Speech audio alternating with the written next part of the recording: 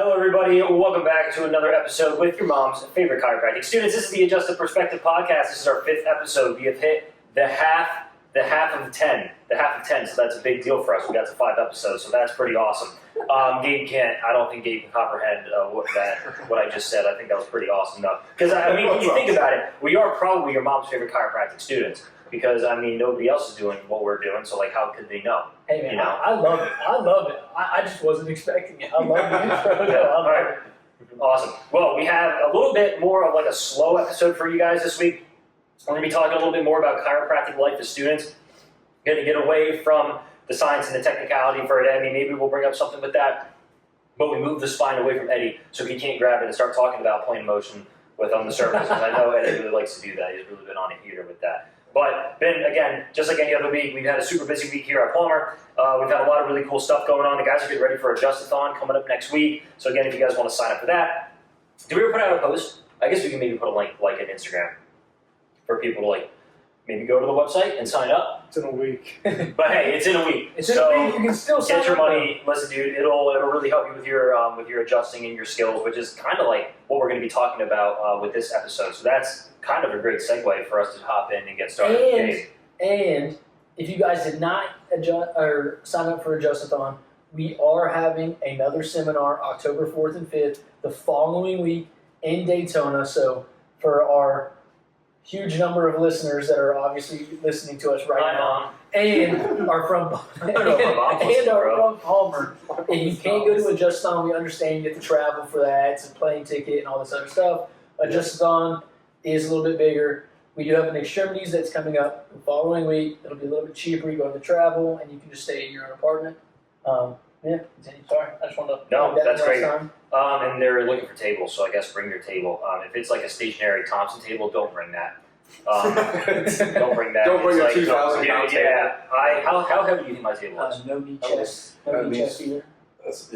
No, I think it should be a knee chest. You would really shake some heads up. That'd be really great. Don't bring your knee chest table. Please. As a meme, I definitely should bring a knee chest table and be like, are we going to use this, guys? I won't. Be like, Mark, can you run through the knee chest? Come on, Mark. Come on, oh my goodness. As soon as we start palpating, I whip out the scope and I'm like, all right. I should be like, he's with Logan. He's with Logan. He's with life. He's with life. No, I love life. No, I do think Mark's going to go over the Logan basic technique. If you guys don't know what that is, it's also known as the brown finger technique. No, what? That is a real thing. Why are we telling the world that? No, that's something that we got to keep quiet. That's what you should have to go dig through a library to find that out. I heard you had to dig through something for the video. Okay. Dude, you know how many PT videos I saw this week? I guess not unique to PT, but like internal like release techniques. Like I saw, release of like a pariformis. Dude, I saw like a whole room. Wait, PTs do an internal release on piriformis? Dude, like I saw a room. One of those like. I saw a room full of people, women, doing like this person was instructing, like literally showing them. I'm like, bro. All right, guys. So when we kind of like created the idea for this podcast, our vision for it was, we were students that felt that we were having to learn a lot outside of school to really start to get a lot better at some certain things. So the whole vision we thought for this is teaching you guys and giving you guys ideas on how to improve and balance stuff with school as a student so that when you graduate, you come out, like levels above your classmates, hopefully. So that was kind of like the whole premise of this was like trying to just teach students how to manage everything, but also become that great adjuster, become that great palpator. Yep. So that's kind of like what we're going to go over today. We have, the balancing between the school and life aspect, practical tips to get through chiro school as a whole, and then kind of like why chiropractic in the sense of, we know that a lot of students often think, is what I'm doing, real?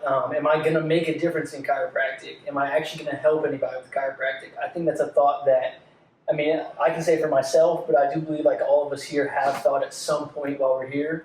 And now that we're in, these higher tries, we know the answer to that. And we know that we can help people. We know that we're going to make a difference in people's lives. So we want to go ahead and like help you guys get over that hump and that obstacle as well. So we'll kind of go through that. But I don't know how y'all want to segue into it to begin, but we can start anywhere. How about this? Let's kind of just run through the group real quick. I'm gonna break it up a little bit differently than what I think we were thinking of to do at first. But for our first year here, where it was heavy life science based. So for all those of you who don't know, our first year of chiropractic school, it's probably anywhere from like 28 to 34 credits of life science heavy curriculum. A little bit of chiropractic specific stuff there, but it's your anatomies and physiologies, neuroanatomies, and everything else along with that. So we do that, we end up preparing for boards, and then we take boards, right? I think now tries are taking at the beginning of Tri 5. But what's really difficult about that is you come to chiropractic school and you're like ready to like learn about chiropractic, you're ready to help people, but there's almost like a coming of age that you have to go through to learn about the human body so then you can go ahead and apply it. And that's pretty normal. I know Palmer used to teach a little bit of a different way, but it gets really tough, right? People get burned out, and they're like, I really want to get to the stuff that I came here to learn. So let's kind of go around. We'll start with Carson. One tip that you can give for the life science-based curriculum at school, how to stay passionate, how to stay motivated, and how to make it through your first year. Because I will say the first year is probably the toughest.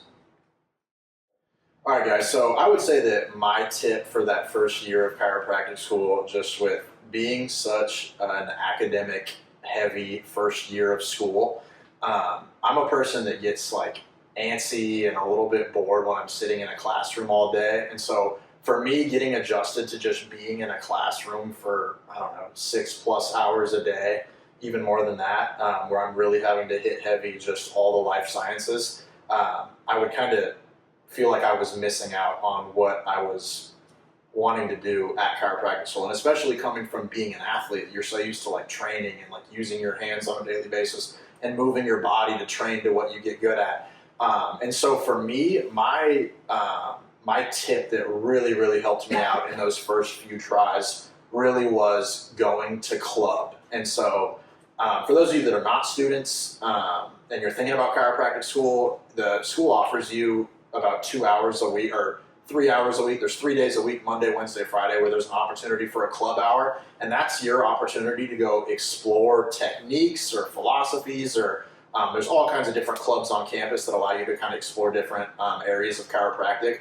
But really for me, MPI Club was like a saving grace because I was able to kind of balance that aspect of having to study real hard and but also being able to go into club and put my hands on right away from try 1. And so that gave me, even that 2 hours a week that I had, 1 hour on Monday and 1 hour on Wednesday, that gave me the opportunity to get that hands-on training and that feeling of like actually getting to train to be a chiropractor. And the one thing I think MPI Club is so amazing for is you get in and you learn stuff and then you put your hands on joints right away and learn to palpate and learn to do setups for adjustments, even as a try 1. And so you might be in there as a try 1, not knowing exactly the anatomy of the spine or not knowing how joints move or work, but being able to consume that information from a very early stage, I think kind of helps you process and get through all the hours of studying the anatomy and helps you to kind of almost train and feel like you're doing something to help you become a chiropractor, although your curriculum has to be very heavy in the sciences at the start. So my tip would be go to club, get your hands on, so you get a balance between that heavy academic curriculum, but also getting to train what you came to school for, which is how to be an elite chiropractor. That was huge. That was great. Nice. And I agree 100% with Carson. I think that reminding yourself why you're here, like we're here to be chiropractors, so make sure that you spend the time in the clubs. Make sure that you spend your time doing like a little bit of your own readings outside of class. And just keeping chiropractic at the front of your mind is huge. But my tip would be a little bit more practical because I know that for me, like I came in and I was working 6-7 days a week and just didn't really know how to balance the time. So if that's like the kind of person that you are and you're sitting there, you're struggling to find out how to balance studying and then stuff outside of school and then also having a social life, I would just say like get your schedule figured out, right? Because the first trimester can be really overwhelming with academics. You're a dog for doing that, dude. Oh. You're working full time pretty much. Thanks. But yeah, the first trimester can be really overwhelming, like academically, as is. And then on top of that, like you want to be a person and want to have a life outside of school. You want to work, you want to do whatever. it can get a little bit hectic. And so for me, the thing that helped me out the most was scheduling my days and my weeks out, making sure I knew what I was going to be doing Monday to Friday, like every hour of the day. And the way that the school is set up, we're already set up on a block program, technically. Like you have hours and then 10-minute breaks, hours and 10-minute breaks. Take that to outside of school, right? Like keep yourself on focus and say like, hey, like once I get out of class, right, I have 3 hours before I get to work. I'm going to spend one of those hours like with doing something that I want to do, something personal, one of those hours studying, one of those hours doing like for me like Bible study or like something more academic or something that's going to help me grow. But just scheduling your time out and not letting the ball get ahead of you, because try 1, try 2. Like I took gap year, so I didn't study for a whole year. And if you go from not being a student at all to being a student again, and you're hit with, like CJ said, 28 to 34 credit hours all at once, it can get out of hand really quick. So just make sure that you're on your schedule, you're on your things, and you're staying on top of everything. And the best way to do that is just write it out. Like set little baby goals throughout like the week. Like, hey, like I want to study this many hours. I want to do this. I want to do that. And then also, like Carson said, like remind yourself that you're a chiropractor and make at least 1 or 2 of those hours outside of school about diving deep into chiropractic and what is it, like keeping it at the front of your mind.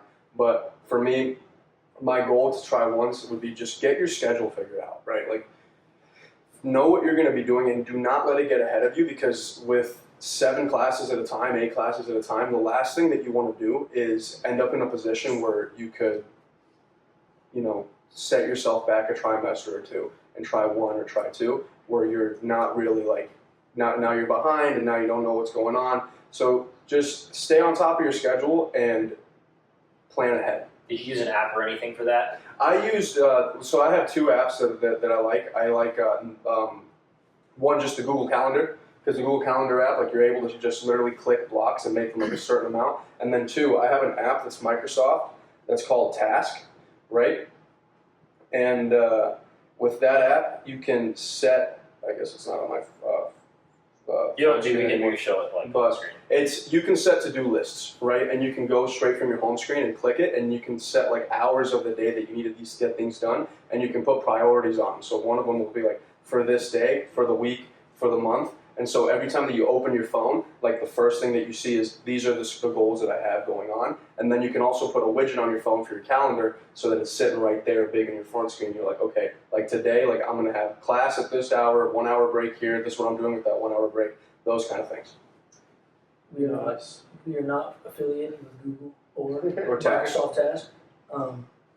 This is not a paid subscription. But if you want to sponsor us, hit us up. This podcast is brought to you by Google. No, make sure though, for anybody, whether PT, med school, DC program, write out your exams and quizzes and projects and stuff that are due at the beginning of the trimester, so that as you go through, you can just pull up your schedule and not have to second guess. Because having to go through like your Brightspace or whatever your program uses, and trying to like go through all the syllabuses like over and over and over again. Oh yeah, and all the exams come at you at once. So because you'll have that for like try 1, you'll have that first week where you think everything's sweet, and then week 3 rolls around, you have 6 exams, and you don't know what days what are. So if you haven't written them down and figured out, okay, like this is the order that they come in, you're gonna be panicking like the night before every exam, trying to figure out what's going on. Try 2 is definitely the worst with that, because I remember we had like 4 weeks off where we're just kind of like going to class and we had labs and stuff, like, oh man, everything's great. And then bang, like 3 exams in one day, 2 exams the next day. And the thing with those trimesters 1, 2, and 3 classes, those are the classes that you really can't necessarily, if you want to do well, study the night before and get a good grade. Like you're just not learning gastrointestinal anatomy like in one night. Like that's just not, it does not happen. It's make sure you guys are studying ahead of time. That's make sure you know you get study ahead of time. Yeah. All right, good stuff, Eddie. So my number 1 tip I'd say is take it 1 day at a time, because in my mind at least, it's super easy, especially like the first couple tries, to like have like kind of like a spiral of thoughts like, oh, I have like this many tests this week and I have to pass boards in a few months and I can't even adjust yet, and then I have to like, if I saw a patient right now, I have no clue what to do.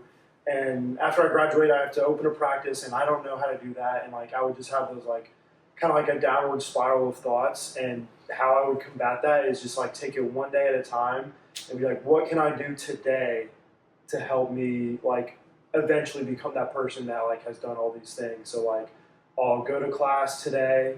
I'll I'll go to a club during club hour and learn a couple. Spend an hour learning some setups or whatever. I'll take an hour to move my body and exercise. I'll study for that exam or that board or whatever it is, and then I might like meet up with some friends and practice some stuff, or maybe I'll like read some sort of like some sort of chiropractic text or just something that's going to help me become a better chiro one day, and just really focusing on just like keeping it one day at a time would be my biggest tip.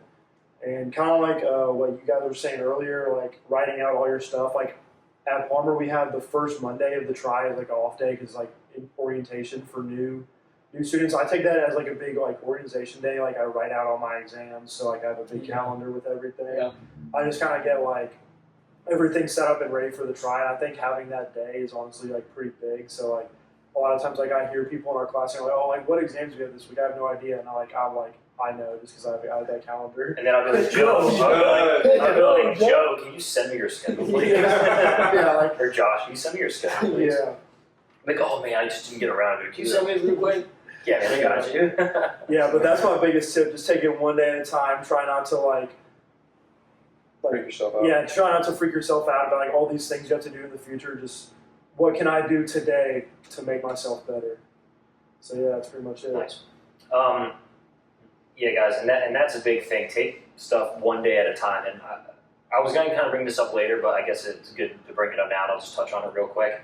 It really is a privilege to be here, and these have been like 2 of the best years of my life. And everywhere else I was before this, I was always playing baseball, which was always like one of the primary goals of mine, and I put everything I had into baseball. And my teammates, and I always studied really hard for my classes and really invested myself in that. But now that we're at the very beginning of the program, you're thinking about everything that you have in front of you with all the exams, and it seems really daunting.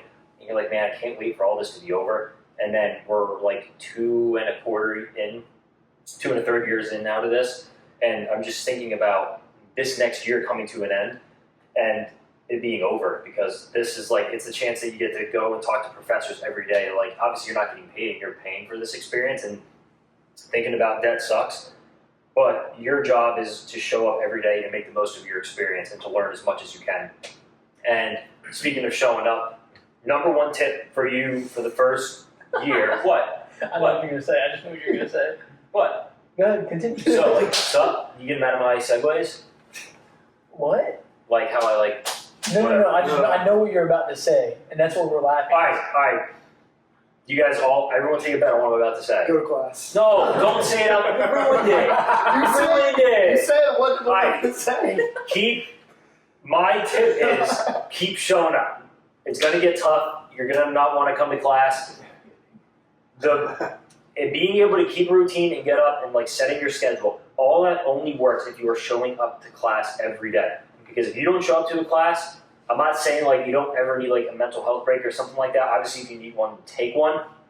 But your mental health is going to spiral downhill a lot faster if you disrupt your schedule and disrupt when you're going to class. Like if you have class 6 hours a day, go to class every single time. Earn the right to not go to class later on if you really have something else to do that is still involved with the program. Because when you show up, if you're struggling in a class and your professors see you there and you're one of the 5 people in class, and yeah, like it happens. Like sometimes people just don't go to class at all. They'd be more willing to help you out. But are they really going to help out a student that never shows up? Are they going to be more willing to help out a student that never shows up? So keep showing up. And hey, like even if you're not paying attention, study for another exam. But don't lie to yourself and say like, oh, well, I'm going to sleep in and then I'm going to get up, I'm going to be productive and skip class and I'll still study. Half the time you end up sleeping up until that other class that you have, and then you just wasted a whole another hour or 2 in the morning that you would have had if you would have just gotten up and go to class. So go to class, do what you can while you're at class, and make the most of your experience. Your professors more than likely love to see you there, and they love when people come and are listening, because nothing is worse for somebody who practiced for 20, 30 years and then taught for another 10, 15 years, and like they have all this information to offer and like nobody in the class is paying attention. So give that respect to your professors and keep showing up. Awesome. Good rule. Yeah, I'll tie it up. I think everybody here said like really great tips. definitely a lot of things that I think everybody that watches this should utilize. I can talk about kind of like a mix between the tips and like balancing school and life, as like I feel like as somebody like, especially since starting school, it's just been like you get this huge high and then lows and you're kind of all over the place. Yeah. But I'm someone that I really hyperfixate on things. It's ADHD, whatever you want to call it. But so when I got here, I was so excited and I was so happy to like really start like taking classes that are going to be preparing me for my actual future versus those first few years of college when you're just taking these random classes that you're required to take. For like undergrad. Yeah, that's right, exactly. And I will say that because of that hyperfixation, I got a little bit ahead of myself. So like, I crowned myself as like the Quizlet guy, like the Quizlet. You were the Quizlet guy. You were, dude. You were left and right. Yeah, but if you go to Quizlet now, you can see exactly when the burnout began. Yeah. And so, like, try one, whether I was paying attention in class or doing kind of like CJ was saying, maybe just using class time to study. For other classes or preparing for an exam that day, I was.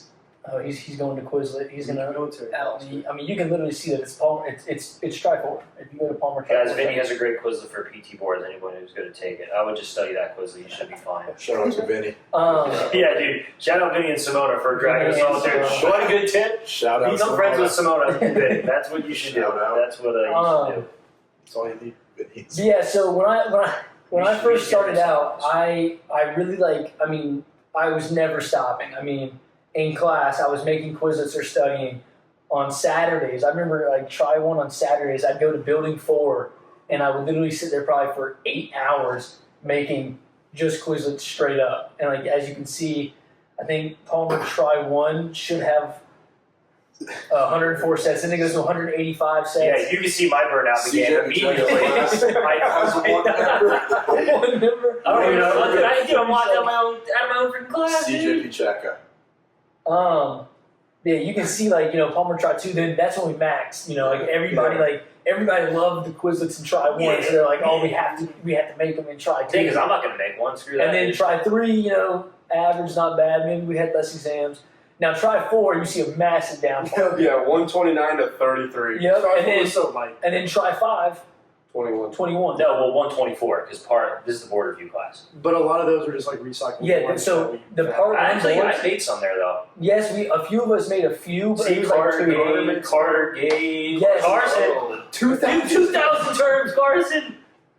Yeah. I may have reposted it. I think that might be something else. Carson, no. Save and just repost. Yeah, so a lot of these is I just added all the previous examples. Yeah, I remember. Yeah. But yeah, so now that we've gotten the actual real life showing of my burnout, I'll continue to talk about my burnout. But yeah, so I went in and I got like super excited, and then you start like feeling like I wasn't going to club. Like Try 1, I was like, no, I'm not going to go to the club. I'm going to study for this exam. On weekends, people would be like, hey, let's go to the beach or go to Waldo's. Yeah. Like, I'm going to study tonight. Even though we had like no exam for like a week and a half, I'd be like, no, I need to study. And I think that definitely led to, I hit this point where I was already about to just like max out on like all the effort that I could push. And then, other stuff started going on, and then it was just like, boom, I just stopped. Yeah. And that's why, with like Leah, yeah, shout out Leah, I know you're gonna hopefully watch this. Really, Love you you, probably babe. don't. But She better. whenever like they're here, like those like young tries, they're like, oh, I have to study like all day on Sunday. And I'm like, or all weekend because we have a bunch of exams. I'm like, as someone who has gone through it, it's like, I would so recommend, like, dude, on Saturday, go to the pool, go to the beach. You can spare 2 to 3 hours of your weekend time to like go out and get Get some sun. get like that natural health. And I think if I had been more proactive in that, I think my energy levels would have lasted a lot longer, and I wouldn't have had like fatigued out. Yeah, maybe go to Fly Tab and Yeah. get blackout drunk. That would be. Have you ever done that, Joe? Well, I did. I did say that. That was a joke, by the way. I did say that to you earlier. Like, you know, I'm not saying to go out and get blackout drunk, but some people like to relieve some stress by going out and having a drink. You know, some people go to the beach and just like relax. Some people like will go do belt squats until their eyes bleed. You know, whatever helps you with that stress and like that buildup of the burnout, I really recommend it. And I know, like talking to like Leah and other people in the lower tries, they're like, no, you don't get it. Like I have to study today, and it's like we have so many exams. And it's like, but I do. You know, we all went through it, and it's like I'm not saying to give up your whole weekend and not even look at anything, but I'm saying like you can afford a few hours of just like letting your body like come down to zero. You can keep your 4.0 here without absolutely like nuking your whole weekend and nuking all your personal time. Like You also don't need a 4.0. Like, that's a great thing to strive for, but if you make a couple B's here and there, like it's better to have like some like do well in school. I'm not saying don't do that, but it's okay to have like B's and like C's occasionally if you're like staying sane. Like it's better to like have B's and C's and stay sane than have all A's and like have no life and be crazy upstairs. And yeah, so exactly. Like try 1 and try 2. I like made it my mission. Like I was like, I'm gonna get a 4.0, and that's really just to rub it in my brother's faces, because you know it's always a competition. So like I wanted that so bad, and exactly what Joe was just saying. Like it causes you to like you don't even see it coming. You just have this massive crash, and then after that massive crash, it's like so hard to like because you don't stop. You know, you keep going. Like, you know, try 4 continues. Then try 5 with boards continues. So it's like you just can't work your way back up. You don't get enough rest time really to kind of get back to your normal. So like Joe was saying, like, yeah, 4.0 is sick, and I would have loved to speak at graduation. That'd have been awesome. It's so weird though. That's like But- the 4.0 speaking. They shouldn't be like other qualifications. Yeah, I'm gonna be pissed. And Oh. the whole thing with like getting B's and C's, this is like the biggest difference between chiropractic school and medical school.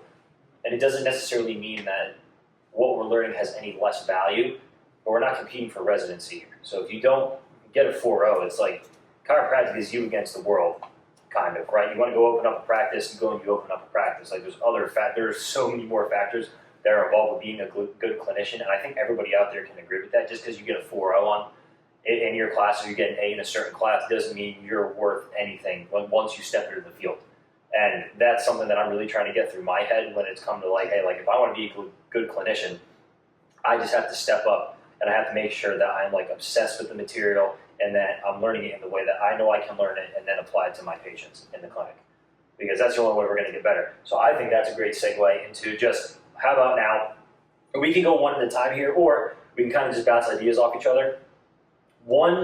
Another tip, not from the classroom side of things, but now just succeeding in school, becoming a better chiro while in school, something along those lines, if that makes sense. Practice, right? Like chiropractic specifically compared to other healthcare professions, it's as similar to a sport as you can get because it's a physical skill that you need to have, whether it's your palpation or you're adjusting. That's one of the most important. It's a physical skill. So make sure that you're taking time to practice out of at least a couple of times a week, if you can, every single day, to get some intentional practice in, to make sure that you're building that skill that you're going to use in your everyday practice. Just getting it like hands-on as fast as you can, and anything you learn in club, like practice it on your roommates. Obviously, like don't adjust outside of school, but practice the setups. Like do whatever you can to practice your strikes. Like be intentional with it and make sure that you're taking that time outside of the class, because that's what's going to set you apart.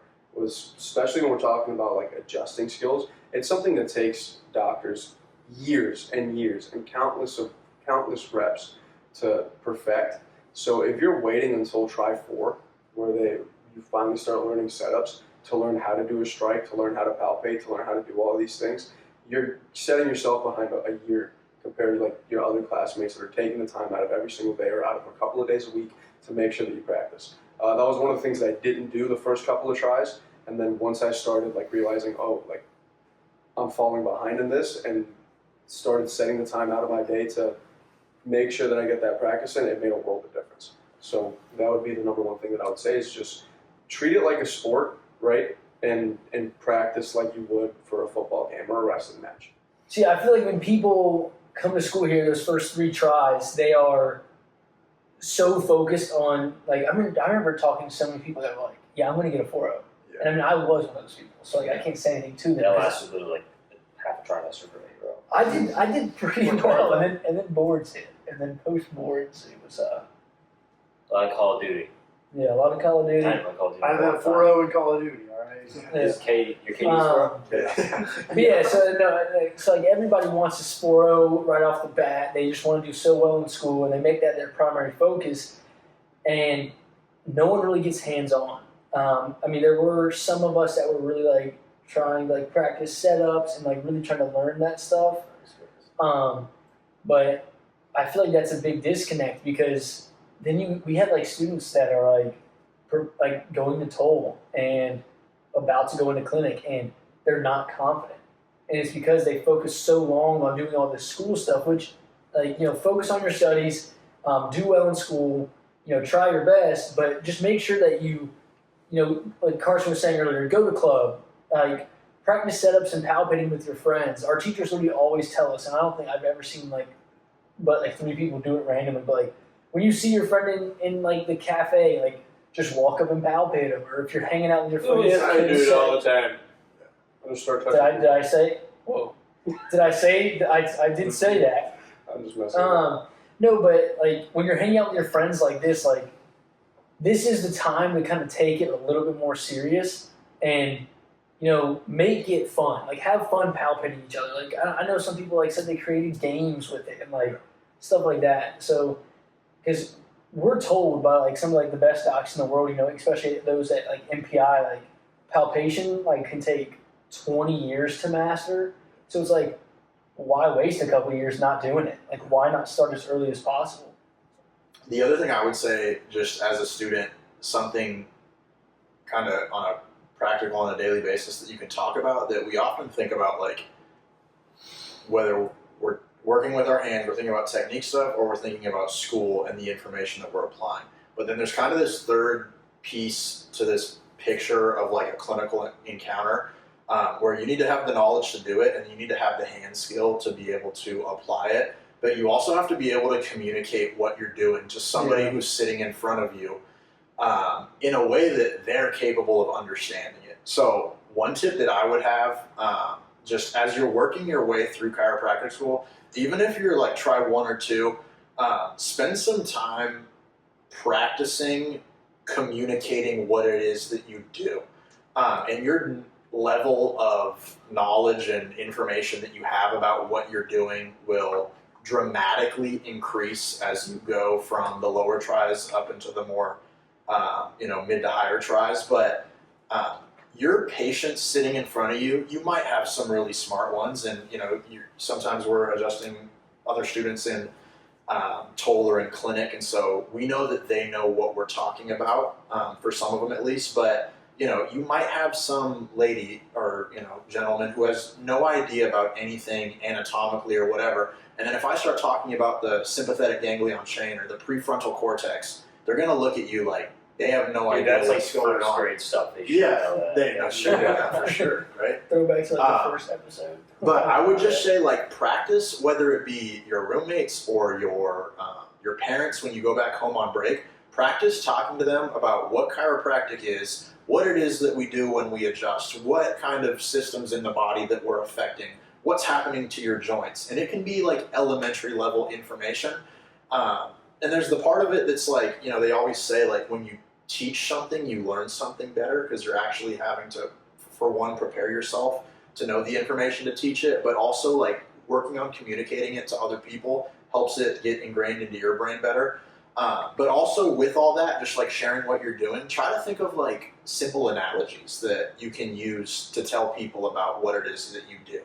Because, I mean, health can be, for a lot of people, like a complicated thing to understand, especially if you're talking about things like the nervous system and the skeletal system, the muscular system. You're trying to talk about like the interconnection between all of them and how movement changes these patterns and stuff. But something as simple as like, watering a garden helps the garden function better. Like that can be a good way to like describe that. Like something like movement in your body is like the watering in the garden that helps the garden flourish. So movement helps you flourish. Like little simple things that you can communicate to people who have no idea what chiropractic is. One will help you understand it better, but it'll also help you communicate when the time comes for you to be in clinic or in the real, clinical encounters in the real world that you'll be experiencing, for you to actually be able to have really good dialogue and communication between your patients. So they know that they can trust you, but they can still understand what it is that you're doing.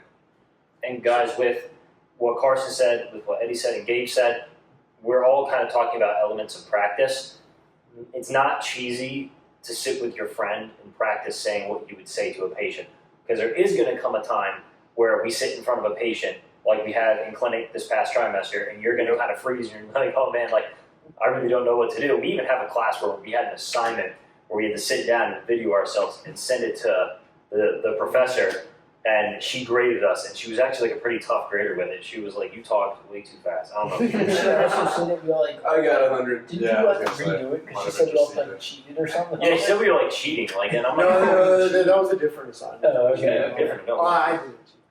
One of the first times that I was able to get my cervical adjustments to go like in total, and when we were practicing adjusting, like, and again, this is all under the supervision of a licensed doc allowed by the school.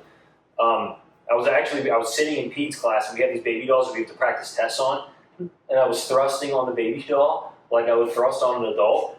And then, dude, when I thrusted, like actually like on a real person, dude, it was like butter, dude. It was crazy. Yeah. So you just want to practice, but I'm just saying, don't be afraid to practice these things. I think one of the reasons why we're all pretty decent at talking to our patients is because before we started the podcast, we just sat down and we talked to each other like all the time about this kind of stuff. Like we were ready to rock and roll, man, when that first patient got in. And obviously, still a lot to work on, but I'm sure Gabe's going to show this little thing here.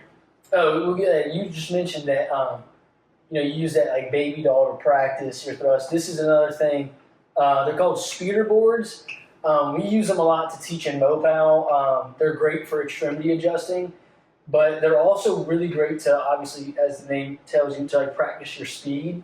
So it's got like a little dial, and then it's got like a little crank, and you like crank it up, and then you can just thrust onto it to like practice your adjustment. So this is like another really great tool that you guys can use early on. The one thing that separates, I think one of the main factors that separates, and of course there's a bunch, that separates chiropractic programs from medical school programs, and I've heard docs who are MDs and DCs talk about this. You have time to explore the human body and really find something that you're passionate about and really start to work towards it. When you get to Tri-5 and you're done learning your life sciences or you're finishing up that process, find something you're super passionate about, get involved in the school and explore that topic further. So once you get to like Tri-4 or Tri-5 in school and you've gotten through the bulk of your life science courses, the one thing that I know of that like MDs who have been through medical school and chiropractic school, I know there's lots of differences between the two, but one thing they said was a benefit to chiropractic students was having the ability to explore different things that they were really passionate about, whether it be going to the anatomy lab, doing research projects, all that kind of stuff. You have more freedom to go ahead and do stuff like that. So if you're like Tri-5, Tri-6 at school, you should really be involved with something. You're really trying to better yourself as a person to help your classmates around you, right? Chiropractic is a super small community. So even if you don't want to necessarily be a professor or go get a PhD and you're just going to open up your own practice, what can you do to help give to the profession as a whole and give back to your classmates? Because your experience at school is going to go a lot better if you're not necessarily just thinking about yourself, but really trying to give back to your classmates, whether it's helping out with clubs, helping out with school events, going and supporting your classmates at different things,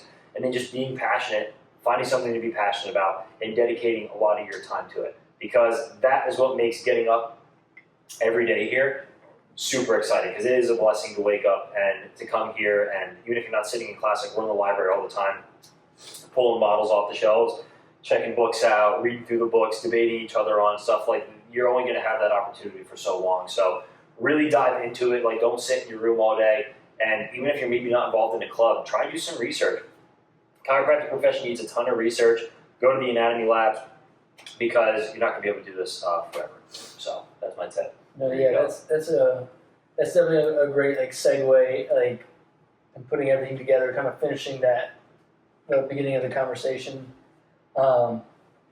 Everything he literally just said, like those are all things that are going to help you guys when it comes to, trying to not get burnt out. I mean, I will say, I think whether you're in med school, PT school, dental school, or chiro school, I think there's going to come a point where, you get burnt out. Like there is going to come a point where, you work so hard, because I mean, like all those programs are considered rigorous. Like we're doing a lot, but doing what CJ just said, and what all the guys just said, and little tips and tricks, and like to try to balance that school life,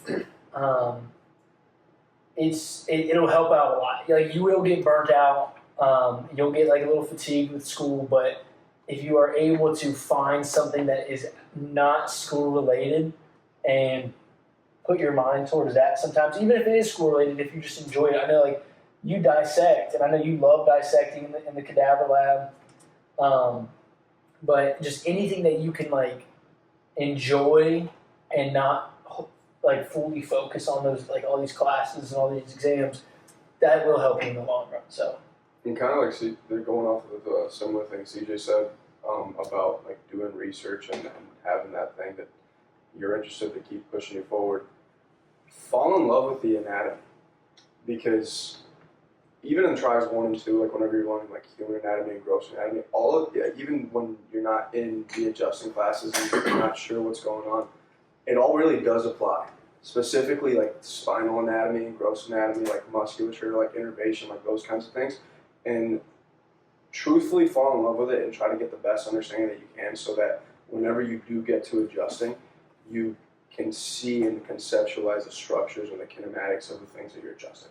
So we make fun that a lot of like for early classes is just life science, just academic. You're not at the like adjusting part.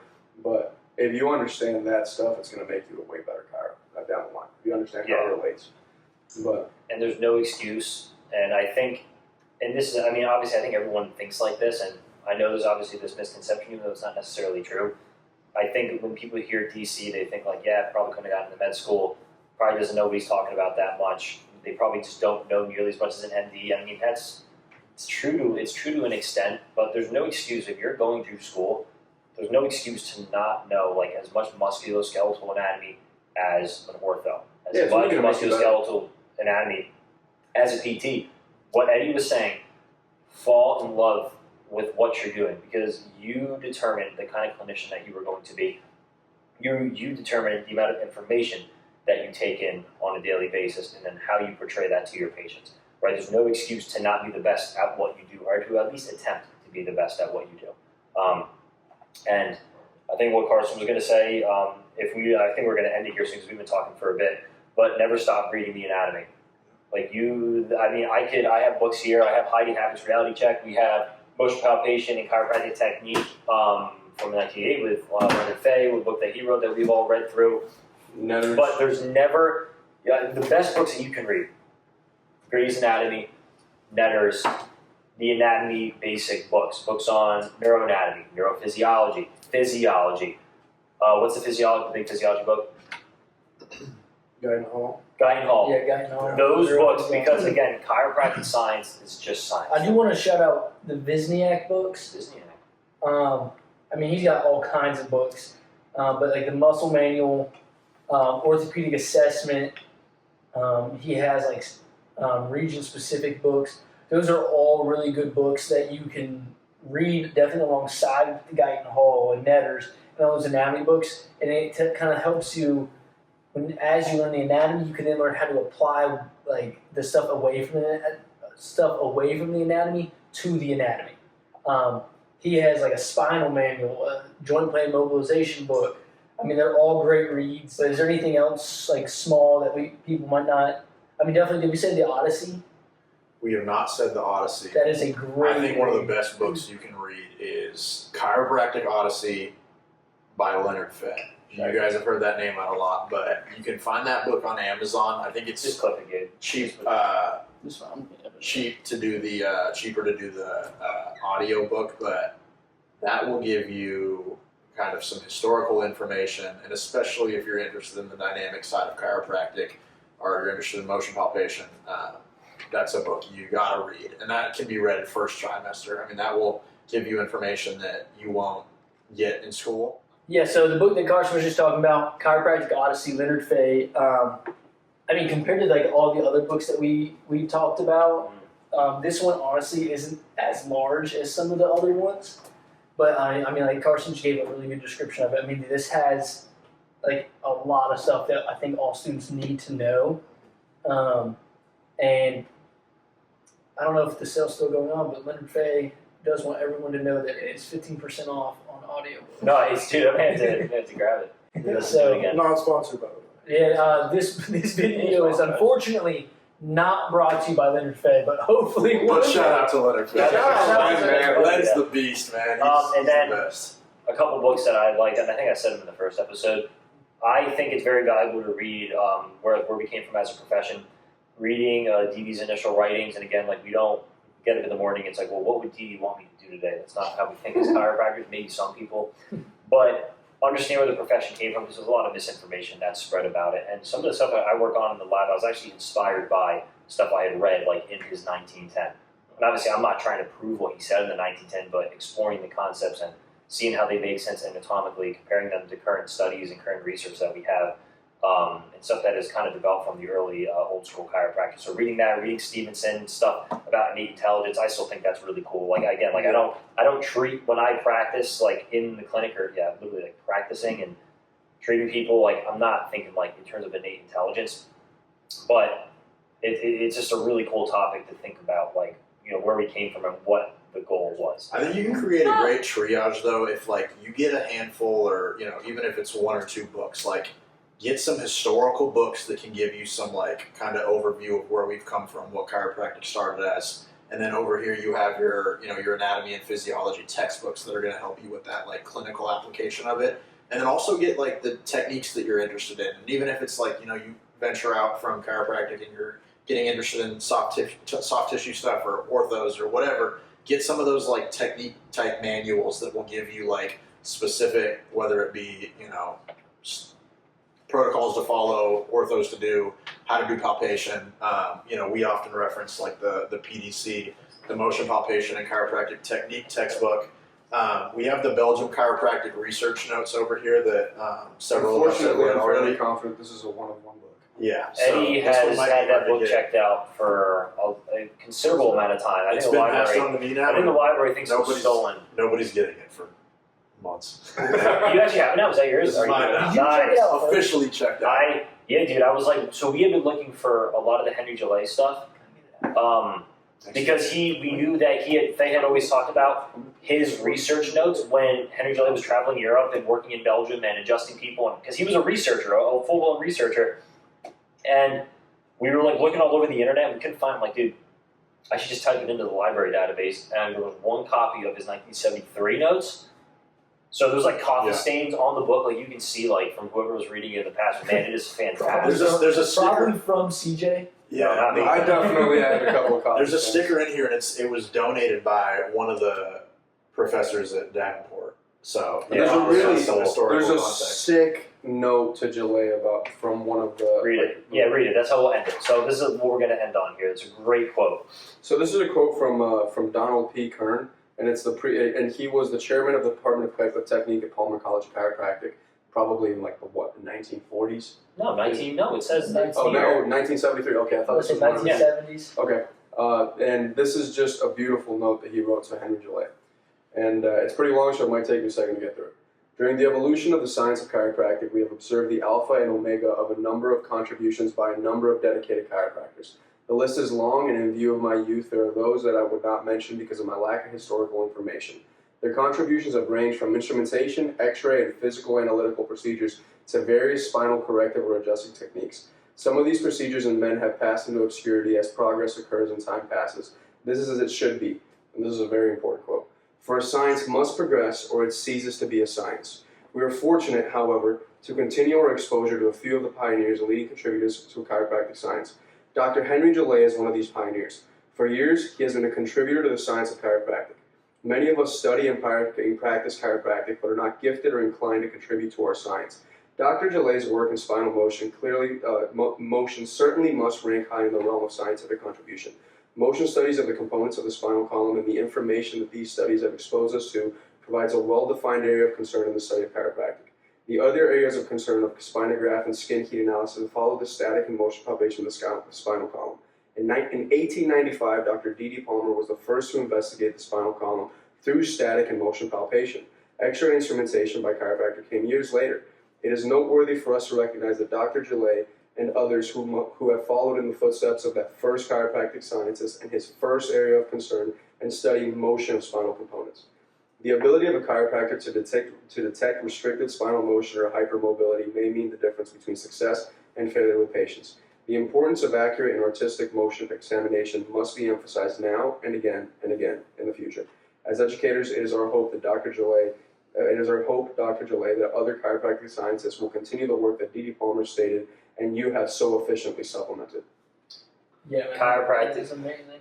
Chiropractic is a science, just like any other science. Anybody who says it's not, anybody who says that chiropractic has come as far as it can come and doesn't help people and just says it's a full-blown pseudoscience, you're doing a disservice to yourself, you're doing a disservice to the profession, and you're doing a disservice to every patient out there that hasn't had hope from the treatment that they've gotten in the past from everybody else. So with that being said, we love you guys. Thanks for tuning in again to another great episode. This has been Carson, Eddie, Joe, Gabe, and I'm CJ. This has been The Adjusted Perspective. Like, comment, subscribe. Check us out on YouTube. Check us out on Instagram. And we'll see you next week. Your mom's favorite chiropractor. Hey. Peace out. Peace out. Hey. Excellent. Good job, guys. Drop the beat.